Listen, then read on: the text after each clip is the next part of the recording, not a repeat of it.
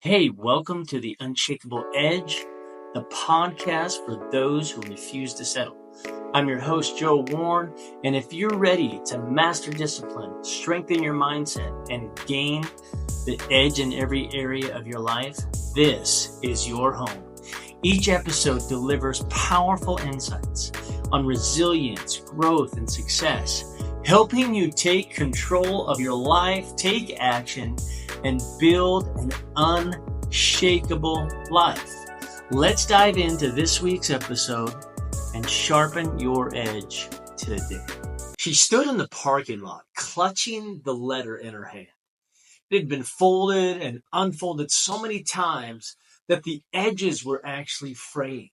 Her dream school had actually accepted her, given her a full ride, but she never sent a reply. Why? Because her dad had just lost his job. Her little brother needed help with school, and she told herself the same excuse many of us whisper when life feels complicated. Now is just not the right time. That one sentence buried her dream for years. 15 years later, Lucy is working a job she hates, scrolling social media, watching someone else live the life she had used to picture living. And she wonders, what if I had just said yes anyway? Today, we're going to dismantle one of the most seductive excuses out there. It's just not the right time. You may be thinking you're waiting on clarity or peace or some magical window to align, but truthfully, most people aren't waiting on the right time. They're waiting on permission. So why do we convince ourselves that waiting is wise? Let me tell you, it's not because you don't care. It's not because you're lazy. It's just because we've been conditioned to believe that success is about perfect timing, that the stars have to align just right, that you need to feel ready. But here is the truth. Most people don't miss their moment because of the lack of talent. They miss it because they're waiting on a moment that never comes. We delay because we fear starting messy. We wait to launch when everything is organized, when our schedule's clear, when the finances are solid, and when we feel inspired. But can I challenge that? Life doesn't hand out ideal conditions. You don't stumble into alignment. You create it by moving forward in the chaos. Listen, God doesn't wait for you to be ready. He calls you when you're still in the mess. One wise person said it this way: whoever waits for perfect weather will never plant a seed. And whoever looks to the clouds won't harvest. In other words, if you're waiting for the perfect, you'll be waiting forever. Think about the people who have actually changed the world. They didn't just start when it was easy. They started when it was necessary. They made the right time. So let's talk about the real reason this excuse feels so convincing. It's not because it's true. It's because it sounds responsible. When you say it's not the right time, you give yourself permission to delay without guilt. It feels wise. It feels mature. But really, it's just procrastination in a better outfit. Psychologists call this the temporal discounting. It means we value immediate comfort over future rewards. So even if something is important, we put it off because it's not urgent right now. And we love to tell ourselves, I'll start when things settle down. Next month will be better. After summer, after the holidays, after this season. But spoiler alert, there's always another season. And that delay becomes a lifestyle. Can I explain it this way? If you wait for the right time, you will still be waiting this time next year. The right time is an illusion. You don't find it, you create it by deciding. Let me tell you a story about someone who didn't wait for the perfect time. She didn't wait for experience. She didn't wait for permission. Her name? Sarah Blakely, the woman behind Spanx, a $1 billion brand that reshaped the fashion industry. But before Spanx, she was making about $40,000 a year selling fax machines door to door. Not exactly glamorous. Believe me, I've tried it. I've tried selling vacuum cleaners door to door. Not very glamorous, didn't work out quite well. No connections, no fashion background, and Sarah had no investors. Just a personal frustration, panty lines under white pants. So one day in 1998, she grabbed a pair of pantyhose and cut the feet off in her bathroom.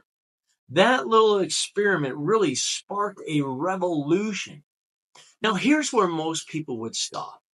She didn't know how to start a business. She'd never written a patent. She had no funding. But Sarah didn't wait. She decided to use $5,000 of her own savings, worked nights and weekends to create a prototype, and wrote her own patent on a budget. Sarah cold called manufacturers, and most of them, they laughed her off. They didn't get it. They didn't believe in it until finally one factory owner, when she's talking, the daughter overhears and tells her dad, "You've got to give her a shot. She is onto something." And that changed everything. Sarah hand produced her first units. She packaged them herself. She even walked into Neiman Marcus, asked the buyer for 5 minutes, and ended up doing a product demo in the store restroom. That bold move landed her a deal, not just with Neiman Marcus, but eventually with Bloomingdale's and Saks and many other stores. Then in 2000, Oprah named Spanx one of her favorite things, and things exploded. Within 2 years, Sarah had hit 10 million in sales. By 2012, she became the youngest self-made billionaire in the US, according to Forbes magazine. Not because she had it all together, but because she refused to wait for the perfect timing. Sarah did not let the excuse, "now is not the right time," to detain her. And listen, neither should you. You don't need more time. You need more courage. So let me ask you, what have you been putting off because it doesn't feel like the right time? What could your life look like if you started today? Not after the holidays, not next quarter, but now. Because the difference between a buried dream and a fulfilled one is often the choice to start before you're ready. So let me give you 3 steps, just 3 practical steps to take to overcome the excuse that it's not the right time. The first one is simply this: do it scared. Mel Robbins said it this way: start before you're ready. Don't prepare, begin. You don't need to feel brave, you just need to move. Courage doesn't show up before the decision, it meets you in the action. And clarity comes from movement, not thinking. So stop overanalyzing. Do it anywhere. Do it shaking. Do it scared. The second step is simply this: set a small, immediate step.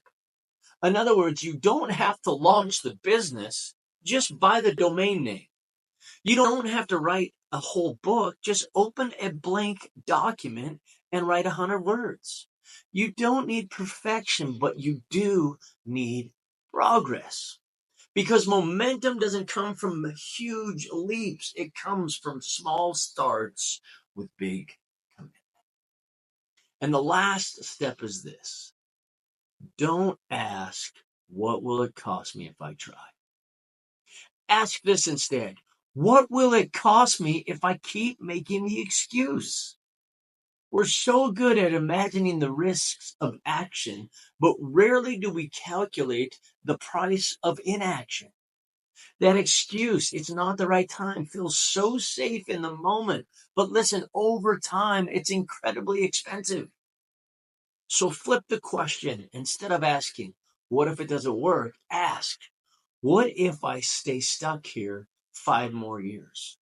What opportunities will you miss? What part of you will shrink? What life will go unlived all because of an excuse that felt responsible in the short term, but will cost you in the long term? Make the cost of waiting heavier than the fear of starting. Because here's the truth. Excuses feel safe now, but they steal from your future. Well, that's it for this episode of the Unshakable Edge. If this resonated with you, be sure to subscribe, leave a review, share a comment, and share this with someone who needs to hear it. And remember, stay focused, stay disciplined, and keep sharpening your edge. Let me tell you a story that you've probably heard in pieces, but maybe not quite like this. There was a young man, he was broke, he was broken, and trying to outrun the pain of his past. He'd been abused, abandoned, and mistreated, but he had a dream. He believed in his gut that he was meant to write stories that would heal people. Stories about forgiveness, about family, about friends. So he saved every dime he could. He worked odd jobs and he lived check to check. And when he finally scraped together about $12,000, he put everything into it to producing his first play. And it flopped. Only about 30 people showed up. Most of them were friends from his church, and he was crushed. But here's the part that hits me every time. Instead of giving up, he kept going. He rewrote the play. He booked new venues. And again, a flop. Empty seats. Debt was piling up. Rejection after rejection. And the crazy thing was, all of this, he was homeless, living out of his car in Atlanta, washing up in bathrooms, praying for a break. But every morning, he'd still write. He'd still believe. He'd still show up. Fast forward some years later, after nearly a decade of rejection, one show finally catches fire.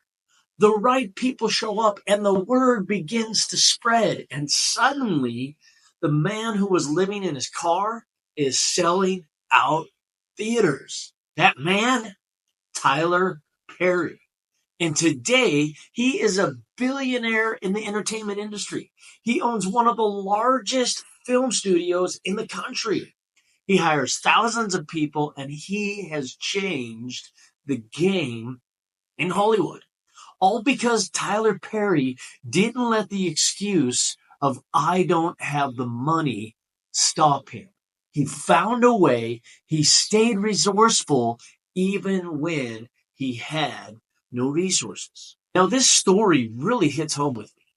I can identify. Now, I'm not living out of my car and I'm not homeless, but still, like many of you, I've got dreams that I'm trying to make happen. And if we're not careful, we can get caught in this excuse that we don't have the money and we stop trying. But we've got to remember that the belief and the commitment must be there to keep going. Now, maybe this is the message that you need today. Listen, you don't need money. You need more belief. You need grit. You need to stop waiting for the perfect conditions and start building from what is in your hands.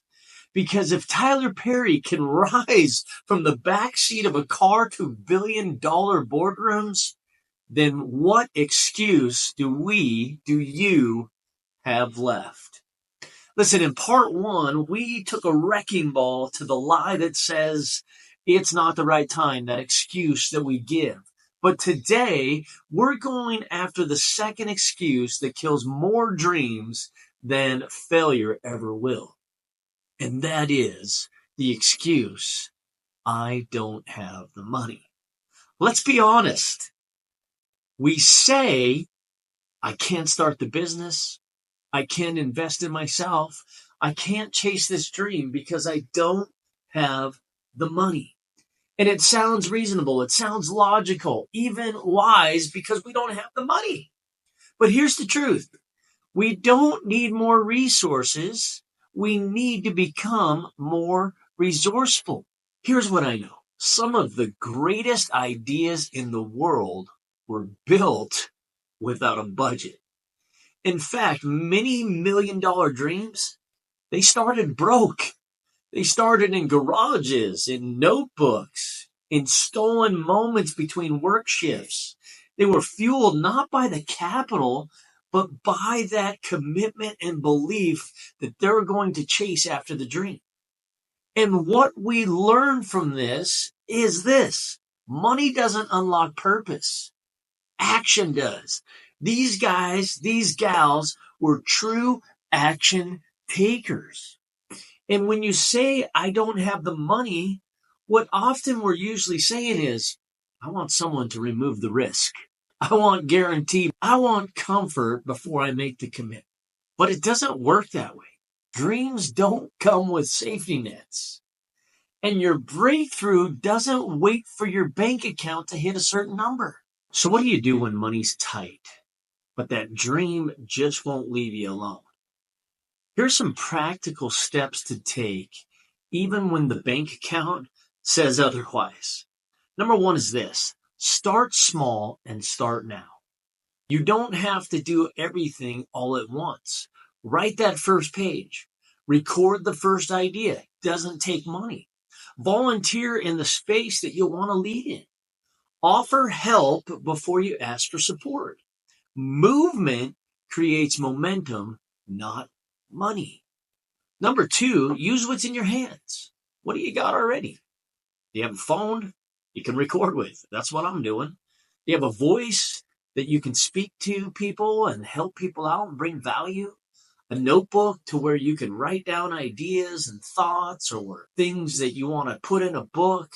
Maybe you've got a network of people already that you can tap into and begin to share vision and begin to share ideas. The thing is some of the greatest dreams were not built from resources, but from resourcefulness.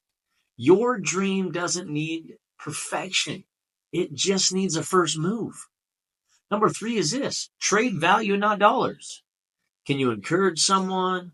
Can you organize, edit, teach, maybe write, build? Offer what you have in exchange for what you need.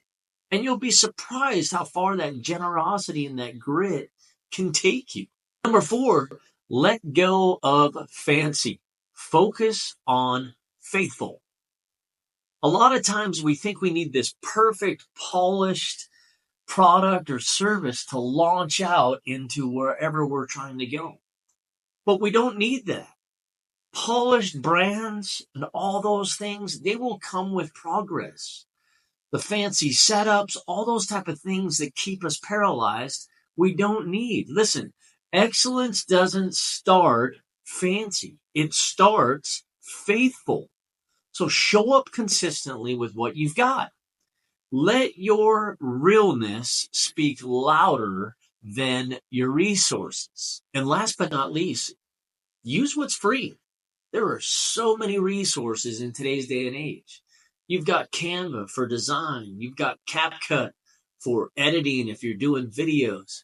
Man, YouTube is full of tutorials and all kinds of advice on what you are possibly going after. You can start a podcast. You can start a YouTube channel, TikTok. There are so many things that are free, but we've got to get past that excuse that, man, I've got to have money. What's wonderful is this: excuses don't survive when resourcefulness lives in our minds. So cut out the excuse, I don't have the money, and start to become resourceful.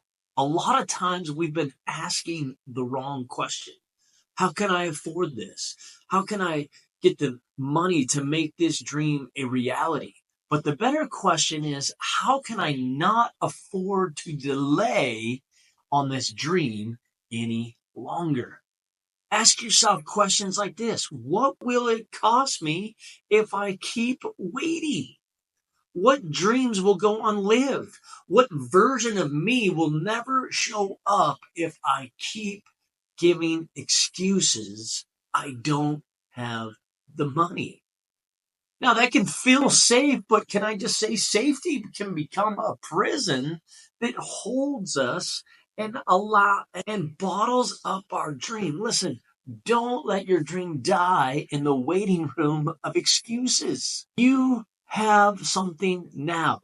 You have something you can use now, something you can move with. So move. You don't need more money. You need more courage. Start where you are with what you have right now. Well, that's it for part 2. If this episode stirred something in you, share it with someone else who's been sitting on the sidelines. Leave a review. Subscribe for part 3, where we take on another dream-destroying excuse: I don't know enough.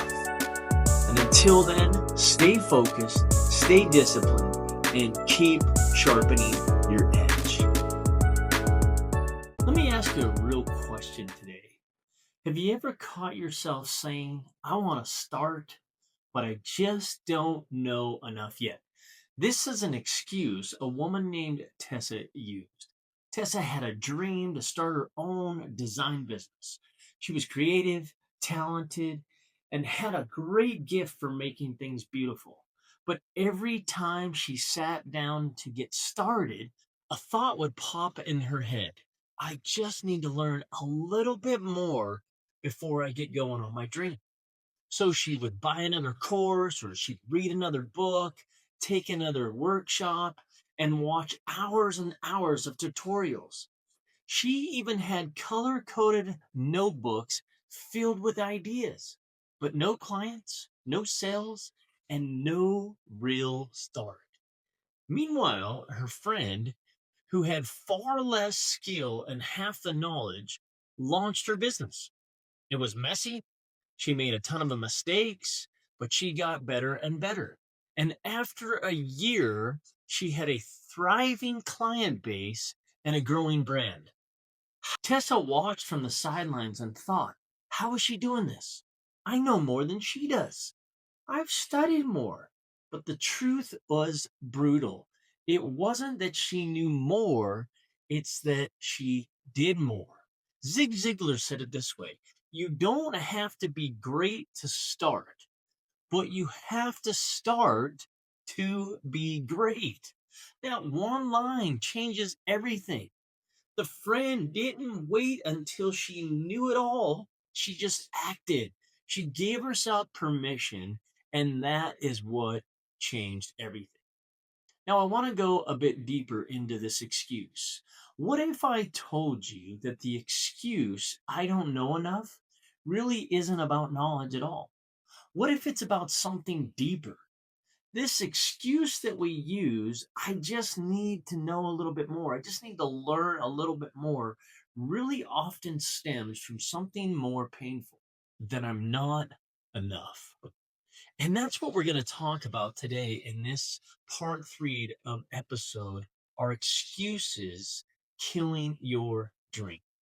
Because until you confront the lie of I'm not enough, you will try to keep learning.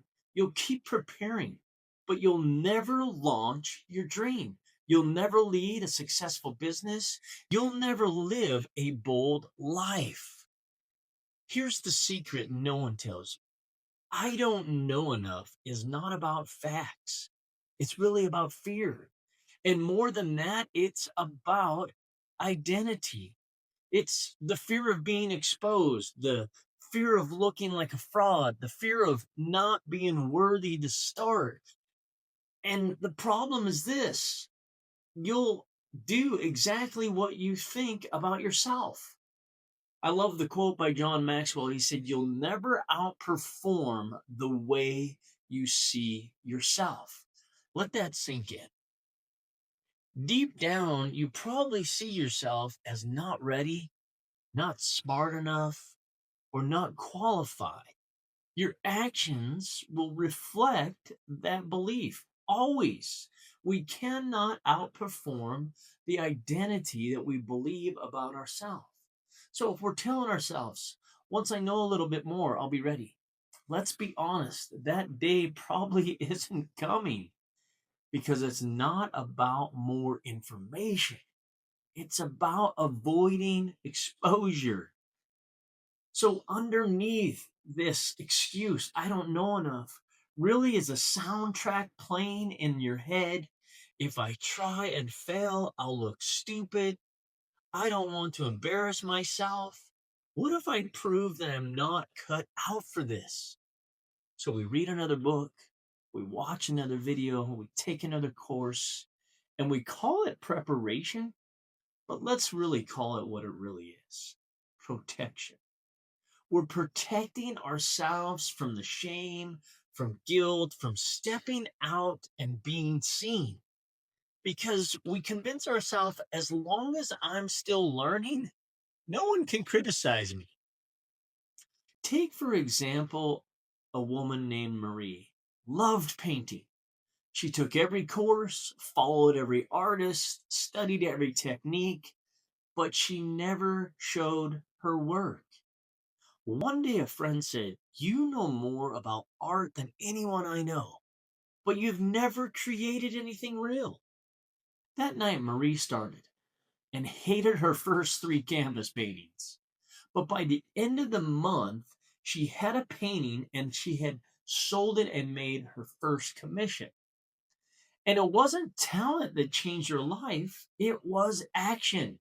It was finally painting. Not learning about it, not talking about it, but actually getting to the painting and then selling that painting and making money. So let's talk about the deeper beliefs fueling this excuse: I don't know enough. The first one is this: if I don't know everything, I don't belong. You think perfection earns you confidence. The truth is, progress is what earns confidence. So we've got to get past the "I don't know everything, I don't belong" excuse that's underlining and fueling the "I don't know enough." Number two is this: others know more. Why would anyone listen to me? In other words, we've consumed so much content of other people that really we've forgotten our own voice. We've started echoing what other people say instead of just actually speaking what we know. People, listen, people don't connect with experts. They connect with people that are just simply honest. Take, for example, a guy named Ray. He wanted to launch a podcast. He recorded 12 episodes and he deleted every one of them. "I just don't know enough yet," he told himself. But one day he's watching an episode of a guy, he's got a shaky mic and really no plan in the podcast, and something clicked with Ray. And so he uploaded episode 1 of his podcast. Today, the same first episode has fewer than 100 plays. But episode 100 by Ray has over 100,000 views. Listen, you don't get to episode 100 until you're humble enough to release episode 1. You can't buy in and be fueled by, why would they want to listen to me? Forget all of that. Just believe in yourself enough to get going. Number 3 of the belief that's fueling this excuse is, if I fail publicly, it will confirm that I'm not good enough. And we confuse failure with identity. But hear me say this: failure doesn't mean you're a failure, it means you're in the game. So, what is the way out of this excuse? Can I just say this? It's not needing more credentials. You don't need someone to say that you're ready. You don't even need to feel perfectly confident in the journey you're getting ready to take. You need to believe this: I already have what I need to take the next step. You may not fully be equipped for the whole journey, but you are equipped enough to begin. And beginning is where the real learning starts. Brendan Burchard said it this way: knowledge is only potential power. Action is where it turns into transformation. I heard another guy say something like this: knowing something doesn't change your life. You can know all kinds of stuff. You can, in fact, be an encyclopedia. You can cite things, you can know facts, you can know figures. Knowing something doesn't change your life, but doing something does. So here's my final challenge to you today. Here's what I want you to do. Say this out loud if you can. I know enough to take one step. That's all you got to say. I know enough to take one step. And I'm going to do that step today. And then ask yourself, if I trusted that I'm ready, what would I do today to start on my dream? And then go do it. Send that message that needs to be sent. Send the business offer. Start the project. Reach out to the person that you need to have the conversation with. Launch that post that may go viral.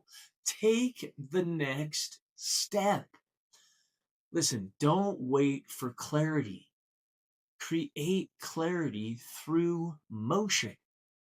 Don't let the excuse, I don't know enough, kill your dream, kill your calling, because what you do will always beat what you know. Let me say that again. What you do will always beat what you know. And here's what I know about you. Here's what I know about me. There is a bigger plan for your life. One that's meant to move you forward, not hold you back. A future full of hope, not fear. Even if you can't see it yet, you are not forgotten and your story isn't over. So stop believing the things that are fueling the excuse, I don't know enough. And then you can change by just simply doing. Well, that's it for part 3 of this series of episodes where we're answering the question, are excuses costing you your dream life? Listen, your dreams are waiting, but they don't need more information. They need you in motion. Let's get moving. Hey, if this inspired you, man, leave a review. Write in the comments, no more excuses. Share this episode with someone who needs to hear it. Subscribe to get part 4 where we tackle the excuse, what if I fail? And remember, stay focused, stay disciplined, and keep sharpening your edge. Let me ask you a question. When was the last time that the fear of failing made you hesitate, stall, or completely quit before you even started? We dress it up with lines like, I'm just being careful, or I need maybe more time to prepare. I don't really want to attempt that because I haven't really, so I'm not familiar with it. But often it's fear in disguise. Picture this: you're in middle school and your school is hosting a track and field day. And somehow you get signed up for the 100-meter race. The gun fires, the crowd's going wild, and you take off like your life depended on it. The problem, you sprinted the first lap like it was the 100 meters. And by the time you hit the end of that first lap, your lungs are burning, your legs are feeling like concrete. You feel like you've been running in quicksand. By the second lap, you are gasping for air. And then you notice, one by one, people all of a sudden are beginning to pass you.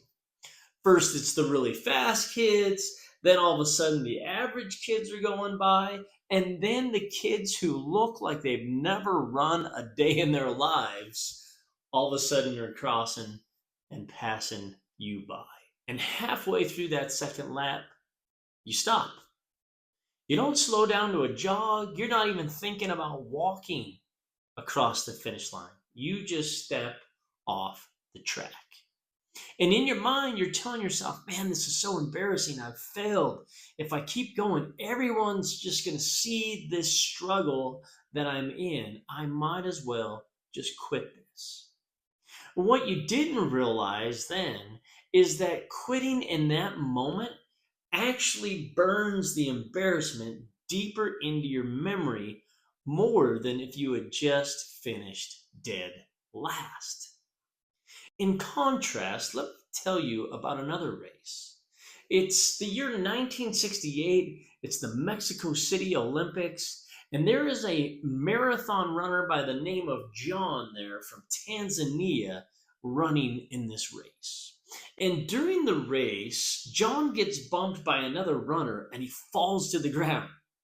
Not only does that slow his race down, but now he has injuries, and one of them is a really bad injury to his leg. This happens with about 19 miles of the race to go. But he didn't quit. He limped, he hobbled, he grimaced in pain for the next 19 miles. By the time he entered the stadium at the finish line, the race had ended an hour earlier. The crowd is mostly gone, but he finishes. Now, when a reporter asked him why he didn't quit, he said this: my country didn't send me 5,000 miles to start a race. They sent me 5,000 miles to finish it. The difference between the middle school race and John's marathon: we feared failure so much that we stepped off the track. John feared not finishing more than the pain of failing. And that's the lie that we can buy into in this excuse, what if I fail? That failure is fatal and that it's got to be avoided at all costs. But the truth is really this: failure is the tuition that we pay for the privilege of standing at our own graduation day. I mean, failure is part of the success process. There is no way around it. I think Michael Jordan, which in my opinion, the all-time greatest basketball player to ever play the game, he said it best in his famous quote that probably many of us have heard or at least seen the commercial. Well, Jordan says this: I've missed more than 9,000 shots in my career. I've lost almost 300 games. 26 times I've been trusted to take the game winning shot and missed. I've failed over and over and over again in my life, and that is why I succeed. Jordan did not fear the misses. Jordan did not fear the losses. He just kept shooting because he understood something that many people never grasp. Failure isn't the opposite of success. It's the pathway to it. John Maxwell calls this failing forward. And he's got this idea that I think is so true. Failure isn't a wall, it's a doorway. And the only difference between people who succeed and those who don't is that those that are successful, they walk through the doorway instead of turning back. Again, failure is the tuition we must pay. Success is graduation. Every stumble, every botched attempt, every that didn't work moment, it's a class you had to take to get to the next level. And you can't skip class and still expect to graduate. And so maybe this will shed some light on why failure feels so scary. Neuroscience shows that failure triggers the same brain regions associated with physical pain. Aha! That's why we fear this so much. That it can be associated just like with physical pain. That's why when we're going out there and getting after something, failure feels dangerous, and your brain is wired to avoid dangerous situations. Now, the breakthrough is this, that the brain has what they call neuroplasticity. The more you face and reframe failure, the less it triggers fear and the more it actually fuels growth. Angela Duckworth, the author of the book Grit, put it this way: enthusiasm is common, endurance is rare. The ones who endure to learn to normalize failure as just part of the grind, those are the ones that succeed. Those are the ones that walk through the doorway. Those are the ones that, even though it looks like they have failed, it actually propels them forward towards the success path. Now, you might be saying, what does all of this failure stuff have to do with dreams? I just want to dream. Well, until you go after your dream, you won't fail. Like, you've got to go after your dream, and failure is going to be part of it. And so just expect failure. Think about it for a minute. What if we just went into it expecting failure, and then failure is not an end all, it's not fatal, it's just feedback to us, it's just data that we've collected that, all right, it didn't work the way I thought it would, this didn't work here, maybe I'll tweak that, maybe we could move with this, or let's just try something completely different. So failure is not fatal, it's really feedback letting us know what is working, what is not working, so that we can continue to move forward in our dream rather than bringing up the excuse, what if I fail? So, in light of failure really just being feedback, let's use a framework. Let's reframe failure as feedback. I want to give you 4 ways to frame it, and then we're going to kind of dive into each one. Number 1 is this: name it for what it is. It's not disaster, it's not a death sentence, it's not fatal, it's just data. That's it. Number 2 is this: extract the lesson. What specifically didn't work and why? Number 3, apply and adjust. Let the lesson reshape your next move immediately. And then the 4th one is keep shooting. The only failure that's final is the one you stop trying after. We want to take this framework and use failure as feedback.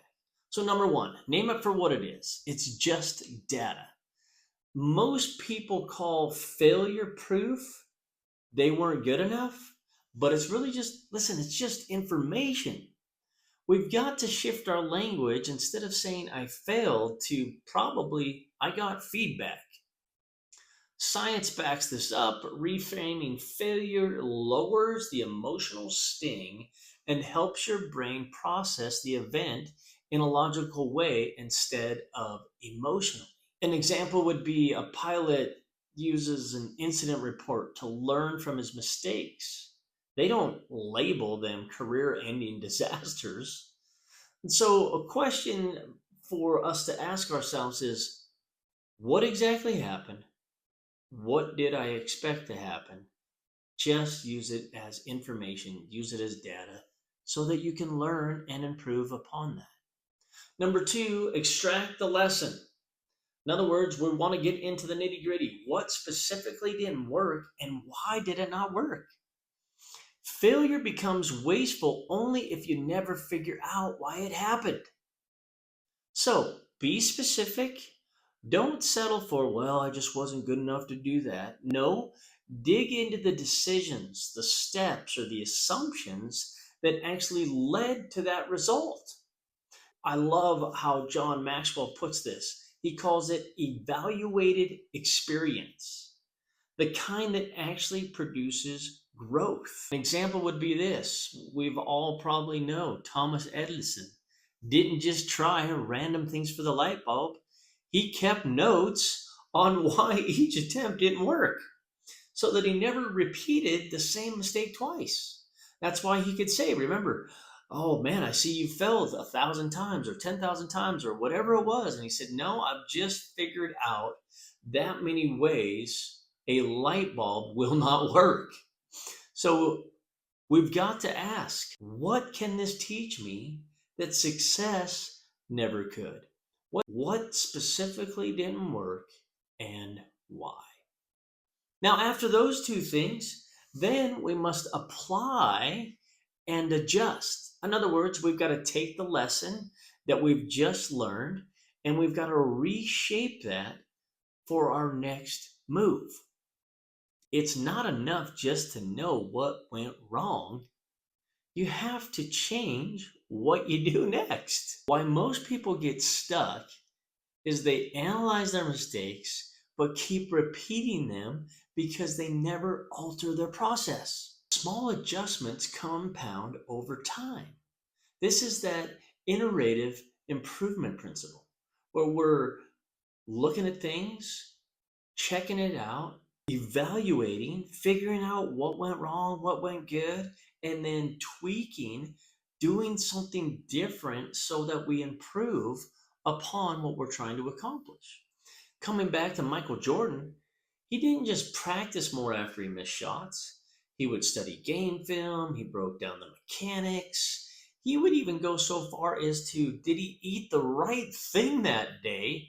Eating the right things would help him to propel him to be better in the game.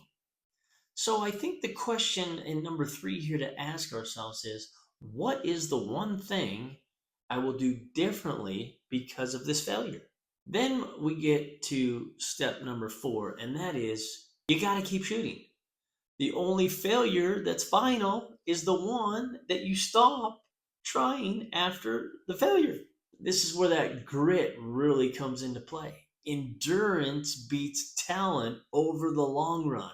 I've already referenced her once before, but the psychology insight that Angela Duckworth's research gives us on grit shows that persistence through setbacks is a stronger predictor of success than IQ, talent, or social advantage. So failure is temporary. Quitting, it's permanent. Remember Walt Disney? He was fired from a newspaper for lacking imagination. Of course, before he created a multi-billion-dollar empire, so he just had to keep going. The question I think we probably got to ask ourselves is, what's worth missing 9,000 shots for? Right? What is worth possibly failing over and over and over again? But if we use it for feedback, we'll tweak things, we'll apply different things, we'll adjust, we'll learn the lessons, and then we'll specifically ask, all right, why didn't that work? What should I change so that we keep moving in the right direction? Listen, failure isn't a verdict. It is the curriculum of the class. And the faster that we learn this lesson, the faster you get to move up to the next class. You get to graduate. You get to get closer to your dream and seeing the life that you want to live. So make sure that you take these steps to reframe failure as just simply feedback. And if you'll apply those, they'll change your life. Let me tell you another story that I think will hopefully illustrate these 4 steps. James Dyson was an inventor, and most of us probably know by now the Dyson vacuum cleaner. Now, you may have heard that inventors failing a few times before they succeed, that's pretty standard. But James Dyson took it to a whole new level.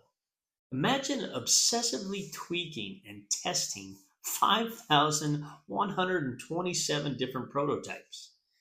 Every single one of these failing in some way for 5 straight years.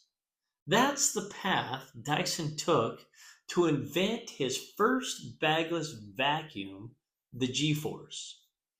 So let me break it down for you. Step one, name it for what it is. Dyson didn't label his failures as disasters. They were simply versions, data points guiding him closer to the solution. Step two, he extracted the lessons. He didn't throw prototypes away, I'm sure, without learning from them. Each one revealed what wasn't working, whether it was airflow design, suction loss, or material weakness. He extracted the lesson.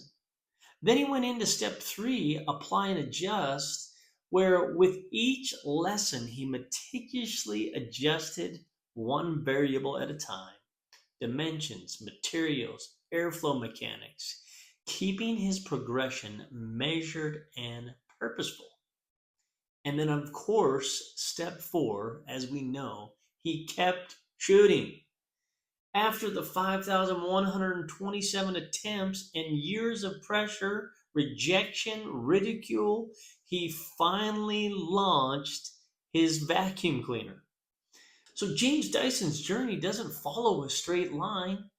It was rejection after rejection, version after version, until he finally gets it right. The lesson? Every failure is part of the curriculum. Each one brings you one step closer to the breakthrough if you reframe it as feedback. And if Dyson could push through 5,127 attempts for a vacuum cleaner, how many misses, how many attempts are you willing to endure for the thing that you were born to do, for the dream that you've been dreaming about? Let us reframe failure as feedback for success. Well, hey, that's the end of part 4 of excuses that are probably killing our dreams. If that inspired you in any way, share it, like, comment, subscribe to the channel if you can. And just remember this: stay focused, stay disciplined, and keep sharpening your edge. Welcome to part 5 of the excuses that could be killing your dreams. 2 weeks ago, I was standing on a stage. I'm getting ready to give a talk to a room, and my mind just starts throwing these grenades. What if you forget your place? What if this lands wrong with these people? What will they think of me? These things are rolling around in my mind. And I just had to remind myself, listen, I am not here to be liked. I'm not here for their applause. I'm not even here for them to say, great job. I'm on a mission. I'm on a mission to present something that will spark action, that it will inspire people to bring about transformation in their lives. I'm here to help people live a better life, not get a attaboys. Listen, this excuse, what people will think, frankly, it's pathetic. Why would we give other people the power to decide how we're going to live and what we're going to accomplish? I mean, why would we go through life sacrificing our dreams, our goals, our God-given grit on the altar of other people's opinions? Listen, who cares? So this is what I decided to do. I decided to form a company in my mind. And I'm the CEO. This company is called the IDCLC. And let me just say, I'm beginning to run this company with passion, with purpose when it comes to the excuse, what will people think? And I think if you will join this company, you will see that your life will operate better. You'll live with way more purpose. You won't have your goals and dreams destroyed by other people. Now, by now, you might be wondering and thinking, yes, what is this company? How do I join? Or maybe you're way ahead of me and you already figured out what the IDC LLC stands for. If you didn't run ahead of me, I am glad that I can tell you. The company is this, the I Don't Care LLC. Isn't that good? And here's how you join the company. When it comes to what people think about your dream, your work, your calling, listen, this is what you do. You say this out loud. I don't care what other people think. I don't care if they think it's impossible. I don't care if they think that I can't do it. I don't care if they like it or call it a terrible idea. I simply just don't care.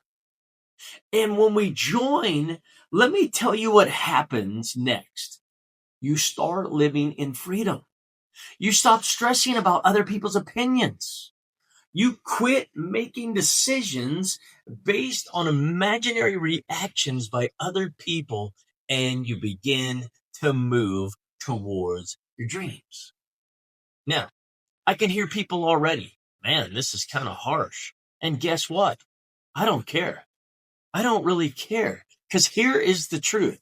Too many of us have been held captive by the opinions and the approval of other people. How do I know? Because it used to be me making decisions to please people, taking a backseat to other people's louder opinions, preparing talks based on this. Will they like it? Acting in a certain way to fit in. Now, this is something I'm still working on, but let me just tell you, forget all of that. When we live like that, we deny who we are and what we're called to do, just to satisfy what someone else might think. I'm not trying to be rude. I'm not trying to say that I don't take advice or listen to other people. I do. I honor wise counsel. I just refuse to be ruled by random opinions. Because when you develop the I don't care mantra, you build a resilient and determination that isn't swayed by feelings in the cheap seats. You refuse the limits of other people's expectations. You pursue your dream with confidence, and you hold the power to chase your goals without the burden of their validation.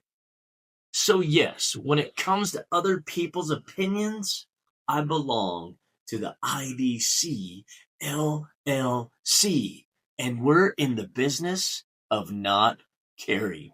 Here's why I say all that. I want you to be set free. I want you to build your own IDC LLC. I want you to get to the place where it just doesn't matter. So let me give you statements that will help you build your own IDC. I don't care if you laugh. You won't when I win. I don't care if I'm unqualified. I'm unstoppable. I don't care if I've changed. Growth demands it. I don't care if you think I'm weird. Normal never changed anything. I don't care if you think I'm not ready. I'm going anyway. I don't care if you doubt me.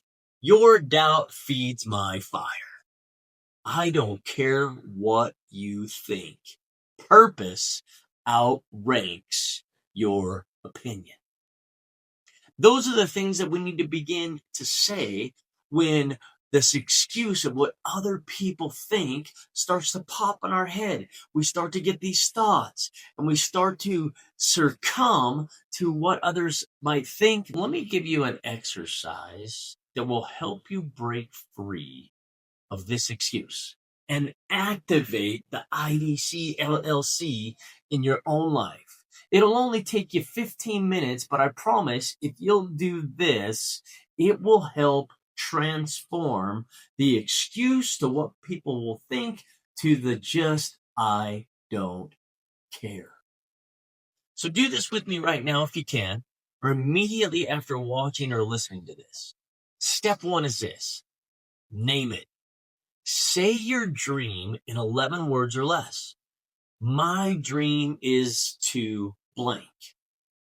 Then step 2, you've got to cut the cord. You got to say this out loud. I don't care what they think. I choose my mission. No permission needed. I'm headed in the right direction. Step 3, the irreversible move. Pick one action that makes the dream real in the world. Something you can't easily take back or walk back, and do it now. Publish the post. Book the venue. Pay the deposit. Buy the domain. Register the business. Send the pitch. Ask for the sale. Ask for the meeting. Announce the start date. Whatever it is, you've got to make the move that you can't take back. It's out there in the world, and you've got to follow through. Step 4, lock tomorrow's step in 30 seconds or less. Put a 15-minute calendar block on tomorrow for the IDC and call it Next Move. And then title it what the task is, and then do it. Step 5, seal the deal, baby. Text one trusted person. I just made my first move on. Next step is tomorrow. Now, repeat after me if you would. I'm not auditioning for approval. I'm practicing for purpose. I don't care about opinions. I care about outcomes. Listen, it doesn't matter what your dream is. If it's to start a business, launch the podcast, write a book, get healthy, serve others, lead people, it doesn't matter. Listen, if you do this in 15 minutes, you are free from other people's opinions. Why? You named it. You cut the cord, you moved, and tomorrow you will move again. There you have it. How to overcome the excuse, what will people think, so that you can accomplish your dreams. Now, if this episode stirred something within you, and share it with someone, maybe that's sitting on the sidelines, that needs to get moving, leave a review, subscribe, comment, and if not, I don't care. Until the next episode, stay focused, stay disciplined, and keep sharpening your edge.